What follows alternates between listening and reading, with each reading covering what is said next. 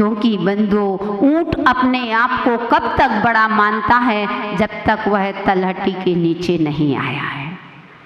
ऊंट अपने आप को जब तक बड़ा मानता है जब तक वह एक पहाड़ के समीप नहीं आया है। अगर पहाड़ के समीप में आ जाए तो ऊंट को पता चल जाएगा कि मेरी औकात क्या है, मैं कितना बड़ा था, मैं तो कुछ भी नहीं हूँ, मुझसे तो ज़्यादा ऊंचा एक पहाड़ है। इसलिए हे ऊंट, तुम जब तक अपने आप को बड़ा मान सकते हो जब तक पहाड़ के समीप नहीं आए, और जिस दिन पहाड़ के समीप आ जाओगे तो पता चल जाएगी कि हमारी ऊंचाई क्या है। इसलिए बंदो, जितने छोटे बने रहो, छोटे से ही अच्छा होता है। जितने बड़े बनने की कोशिश करोगे तो आप अपने जीवन से ही टूटोगे। जो अहंकारी व्यक्ति होता है उसको कोई पसंद नहीं करता है, भले ही डर के पीछे तुम्हारे मुंह पर तारीफ कर दे, लेकिन आगे पीछे वह बुराई ही करता है। इसलिए ये नहीं सोचना कि मेरा दबदबा है,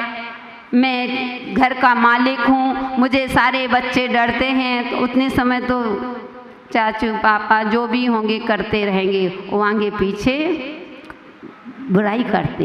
कोई भी हो, पड़ोसी हो तुम्हारे, उतने मालूम इनके सामने हमारी चल नहीं सकती है तो झुक जाएंगे, लेकिन बंदो तुमको पसंद नहीं करेंगे, आगे पीछे वह तुम्हारी बुराई ही करेगा।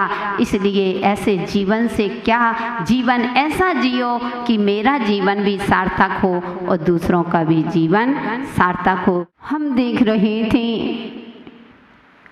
कि मेरा जीवन का उत्थान कैसे होगा। हम सोच रहे थे कि क्या मैं भी अपने जीवन में कुछ बन सकता हूँ क्या। हम यहाँ पर देख रहे थे कि क्या हमारे जीवन भी ऊंचाइयों में जा सकता है क्या। यही हमारी चर्चा यहाँ चल रही थी कि अगर अपने जीवन को हर कोई अपने जीवन को ऊंचाइयों में ले जा सकता है, बस उसमें ऊंचाई जाने का व्यक्ति ऊंचा नहीं, उसको भक्ति ही ऊंचाइयों पर ले जाती है। जिस प्रकार से एक व्यक्ति मेले में बैठा और गुब्बारे बेच रहा था, वह गुब्बारे आकाश को छू रहे थे, जैसे ही छोड़ता था सारे गुब्बारे ऊपर बादल को छूते थे, आकाश को स्पर्श करते थे। बंधुओं, एक व्यक्ति छोटा सा बेटा आया, अब वह जाकर के उस गुब्बारे वाले के पास जाकर के खड़ा हो जाता है। जैसे ही खड़ा हुआ, अब ललचाई दृष्टि से देख रहा है, कुछ पूछने वाला है, लेकिन उसकी हिम्मत नहीं पड़ी, तो वह दुकानदार ने ही उसके सिर पर हाथ फेर दिया। तो उसने कहा कि अंकल जी, क्या काला गुब्बारा भी ऊपर जा सकता है क्या? काला गुब्बारा भी क्या ऊपर जा सकता है क्या? तो उसने कहा कि हाँ बेटा, गुब्बारा कोई भी हो, चाहे काला हो, चाहे सफ़ेद हो, चाहे नीला हो, चाहे पीला हो, कोई भी गुब्बारा हो, सब गुब्बारे ऊपर जा सकते हैं।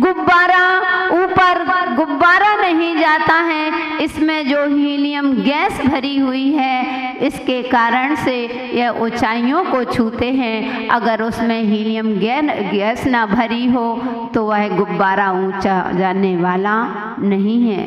तो बंधुओं, कहने का तात्पर्य, वह बेटा था, वह बालक था, वह सांवला था, काला था, तो उसने कहा कि मेरे पास एक गुब्बारा है, क्या यह जा सकता है? बंधुओं, वह बालक क्या हुआ, क्या करता है, मुझे यह पता नहीं, लेकिन वह बालक बहुत बड़ी हमें जीवन में शिक्षा दे करके चला जाता है। वह बहुत बड़ी गहराइयों में उतरने की एक कला हमको सिखा करके चला गया कि मानव कैसा भी हो, मानव जो ऊंचाइयों में जाता है तो भक्ति रूपी गैस जो भरी होती है वही मानव को ऊपर भिजवा देती है, वही हमें ऊंचाइयों की ओर ले जाती है। जितनी हमारी भक्ति होगी, जितना हमारा समर्पण होगा, जैसे ही समर्पण और भक्ति की गैस उस गुब्बारे में भरेगी, यानी मानव जीवन गुब्बारे में भरेगी, तो हमारा जीवन स्वतः ही ऊंचाइयों को छू लेगा। मानव ऐसे नहीं, इसलिए रूप और वर्ण से नहीं, बंधु जाते हैं तो अंतरंग की भक्ति से जाता है। तो वही विषय हमारा चल रहा था। यहाँ पर पंच परमेष्टि भगवान की आराधना चल रही है। क्रम से हमने देखा, सबसे पहले हमने उन अरहंत भगवान को नमस्कार किया था। दूसरे नंबर पर हमने सिद्ध परमेष्टि का ध्यान किया था, आचार्य परमेष्टि का ध्यान किया था। चौथे नंबर में हमने उपाध्याय परमेष्टि का ध्यान किया था। आज चलते हैं 5वें नंबर पर, देखते हैं कौन से परमेष्टि हैं। साधु परमेष्टि, इतना भी याद नहीं है क्या? चौथा होना है। उपाध्याय परमेष्टि का नहीं हुआ, 3 ही हुए थे। अरे कोई बात नहीं, चलो तो अपन चलते हैं। आचार्य परमेष्टि का लक्षण देख चुके थे। जो आचार्य होते हैं पंचाचार का पालन स्वयं करते हैं, वो अपने शिष्यों को कराते हैं, वह आचार्य होते हैं। जो मोक्ष पर मार्ग पर लगाने वाले होते हैं, वे आचार्य परमेष्टि ही हुआ करते हैं। तो ऐसे आचार्य परमेष्टि जिन्होंने हमें मोक्ष मार्ग पर लगाया, जिसने हमें दलदल से निकाला, उस मोह के जाल से निकाल करके और मोक्ष का रास्ता दिखा रहे हैं। सबसे पहले ऐसे आचार्य परमेष्टि मम दीक्षा गुरु आचार्य विराग सागर जी को हम बारंबार नमस्कार करते हैं कि धन्य गुरुदेव, आपने मुझे इस दलदल से निकाल करके उस कमल में विराजमान करने की कला दी। आपने मुझे मोह से निकाल करके मोक्ष में जाने की कला दी। आपने मुझे, मेरे पैर तो मैं तो पंगु थी, लेकिन आपने मुझे मोक्ष मार्ग पर चलना सिखाया। ऐसे आचार्य परमेष्टि के भव तक ऋणी रहेंगे। हे भगवान, जब तक मुझे मोक्ष की प्राप्ति ना हो, जब तक गुरुदेव आपकी शरण मुझे मिलती रहे, यही भावना के साथ देखते हैं पंच परमेष्टि। चौथे नंबर पर आएंगे उपाध्याय परमेष्टि। घोर संसार भी मांडवी कानने तिख वियराल, बिये नहीं है, विया, तिख वियराल अड़ह पाओ पंचाणने नठ मग्गाण जीवाण पहदेसिया वंदिमो ते वज्जाए हमेशया। घोर संसार भी मांडवी कानने,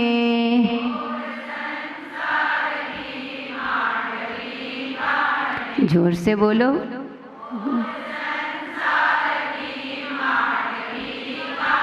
ऐसे लग रहा है उपास तुम्हारे चल रहे हैं। तिक वियरालना पंचाणने,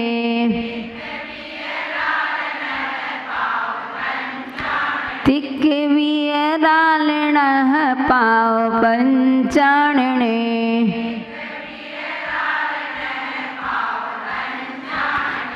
नट मगाण जीवाण पहदेसिया,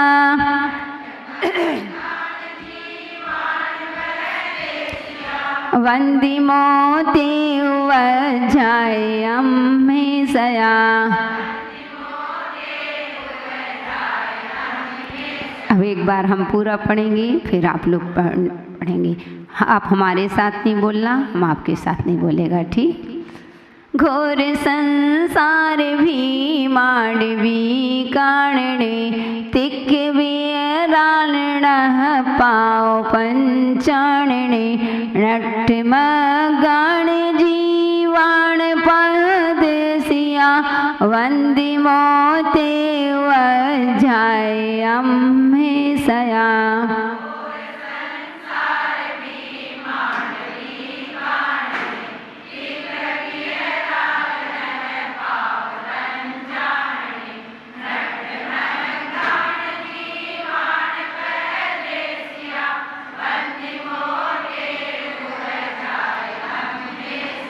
आ गया सभी से।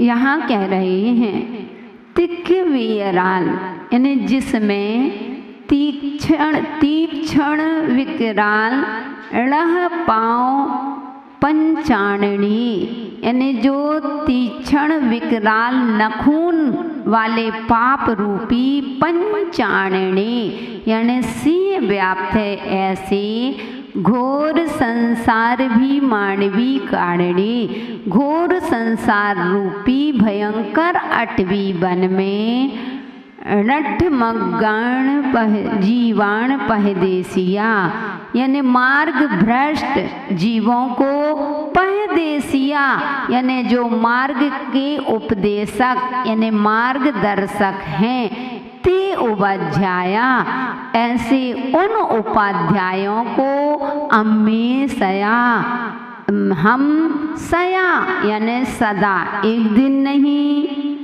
एक घंटे के लिए नहीं, क्या कहते अम्मे सया, हम सदा वंदिमो यानी वंदना करते हैं। कैसे करते हैं? जिसमें तीक्ष्ण विकराल नख और पैर वाले पाप रूपी सिंह विद्यमान हैं, ऐसे भयंकर संसार रूपी विहड़ वन में मार्ग भूले हुए जीवों को जो मार्ग दिखाते हैं, उन उपाध्याय परमेष्टि को हम सदा वंदना करते हैं। कहते हैं जंगल होता है, जंगल में शेर चीता भालू आदि विकराल नख वाले कई राक्षस आदि होते ना, उन राक्षस तो कम भय रहता है, उस राक्षस के खाने से तो एक ही पर्याय खत्म होगी। लेकिन बंधु हमारे जीवन रूपी में सबसे बड़े राक्षस लगे हुए हैं, सबसे बड़े जानवर कुछ भी कह लो भयंकर जो नखून वाले हैं, वह होते हमारे कर्म। वह कर्म जो हमें संसार में परिभ्रमण करा रहे हैं, जो हम चाहते हुए भी कर नहीं पा रहे हैं। चाहते हैं कि मेरा कल्याण हो, लेकिन ऐसा महाभयंकर नखून वाला कर्म सामने आ जाता है, मोहिनी कर्म ऐसा आ जाता है कि हम डर के वहीं बैठ जाते हैं। मोह ऐसा मोह लगा हुआ है, मोह का प्याला का नशा ऐसा चढ़ा हुआ है कि हम चाहते हुए भी अपना कल्याण नहीं कर पा रहे हैं। कभी सोचते हैं, लेकिन मोह कर्म कहता है कि नहीं, यही सब कुछ साता है, यही सुख है। कितना अच्छा तो सुख है, इतने अच्छे महल मिले हैं, इतने अच्छे अटारियाँ मिली हैं, इतना धन वैभव मिला है, आखिर किसके लिए मिला है? बाद में कर लेंगे कल्याण, अभी तो खाओ पियो मौज उड़ाओ, अभी तो खाने पीने के दिन हैं, खाओ पियो, क्या बार बार पूजा पूजा पूजा मंदिर, अरे हो जाएगा मंदिर। ओहो, कौन कह रहा? आप नहीं बोल रहे हो, ये मोहिनी कर्म बोल रहा। ये मोह का ऐसा विकराल सबसे बड़ा राक्षस, राक्षस नहीं, इसको महाराक्षस की उपमा दे जाए तो भी कम है। ऐसा राक्षस कहते इस मोहिनी कर्म के कारण से हम ऐसे भटक चुके हैं, क्या हमारा है और क्या पराया है इसका हमको ज्ञान ही नहीं।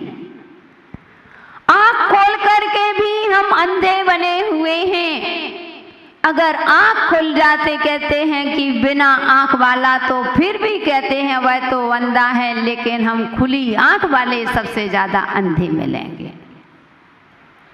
इसलिए बंधु, हमें विचार करना है कि हमारे जीवन में हम जो मोक्ष मार्ग मिला है, जैन कुल मिला है, हम ये तो नहीं कहता आपसे कि आप माता जी बन जाओ, कहा क्या? हम नहीं कहते, बस इतना कहते हैं कि आप संसार में रहो, लेकिन संसार में मालिकियत बना करके मत जियो, बस इतना ही तो पॉइंट दे रहे हैं। खूब घर में रहो, बीवी बच्चों के साथ रहो, अपने परिवार के साथ में रहो, सब कुछ महल अटारियों को मत छोड़ो, खूब रहे आओ। ध्यान रखना, तुम नहीं छोड़ोगे तो एक दिन छुड़वा लिया जाएगा, छोड़ना तो पड़ेगा। अगर जान करके छोड़ दिया तो सम्यक दृष्टि है, और जबरदस्ती से छुड़वाया तो मिथ्या दृष्टि है। जबरदस्ती से छुड़वाया जाएगा, तुम्हें घर में एक स्थान तो दिया नहीं जाएगा। और सेठ जी जब 10 मंजिल का मकान बनाता है, इतना सुंदर आकार देता है, कहाँ कहाँ से इंजीनियर कारीगर को बुलाता है, इतना सुंदर आकार दिया महल का, और तो कि इतना सुंदर महल पूरे दीमापुर में नहीं होगा, पूरे नागालैंड में भी नहीं होगा। इतना सुंदर महल बना करके तैयार करवा दिया। वह सेठ पूछता है जा कर के महल से कि हे महल, तुम मेरा साथ कहाँ तक दोगे? तो महल ने यही कहा था कि सेठ जी, जब तक तुम्हारे शरीर पर इस प्राण पक्षी हैं, जब तक तुमको स्थान है, और जैसे ही इस शरीर से प्राण पक्षी उड़ेगा, तुम्हारे इस महल में नो एंट्री, कोई भी स्थान तुमको नहीं दिया जाएगा। वह हाथ जोड़ करके निवेदन कर रहा, हे महल, नीचे की मंजिल दे देना। आखिर मैंने कितना धूप छांव कुछ नहीं देखा, और इतना सुंदर तेरे को आकार दिया है, एक नीचे की मंजिल दे देना। वह कहेगा कि नहीं सेठ जी, मंजिल क्या, दरवाजा भी नहीं मिलेगा। वह कहता कोई बात नहीं महल, जहाँ लोग जूता चप्पल उतारते हैं उधर स्थान दे देना मरने के बाद। तो वह कहता है नहीं, तुम जूता चप्पल चबूतरे के स्थान करते हो, तुम्हें नगर से ही बाहर कर दिया जाएगा, तुम्हारी नगर में भी कोई एंट्री नहीं होगी। अगर मरने के बाद उधर से लौट के आ जाओ तो भूत बन के सब कोई मार मार के भगा देंगे। हाँ, एक बार हुआ था, अब उसकी चर्चा पर्यूषण में करेंगे। अर्थी तक चले जाते, अर्थी के जाने के बाद बताएंगे कि क्या होता है। अगर चले गए अर्थी में और वहाँ से अगर जिंदा लौट आए तो भूत माने जाओगे, मनुष्य नहीं माने जाओगे। माने जाओगे कि नहीं महेंद्र जी? सही है ना महावीर जी? अगर कोई व्यक्ति मर गया, उसकी अर्थी निकल गई, वहाँ तक ले जाओ और फिर वह शमशान से तुम लौटो, पीछे पीछे वह लौट आए, या फिर वही शमशान में खड़ा हो जाए अरुण जी, तो घबराहट होगी कि नहीं? भागोगे उसको छोड़ के, ये नहीं देखोगे कि कौन है, भागोगे एकदम से, अरे भूत भूत भूत। तो वह कहता है कि सेठ जी क्या बात करते हो, तुम्हें महल में भी क्या नगर से भी बाहर कर दिया जाएगा, तुम्हारी नगर में नो एंट्री, यहाँ पर तुम्हारी कोई एंट्री नहीं होगी।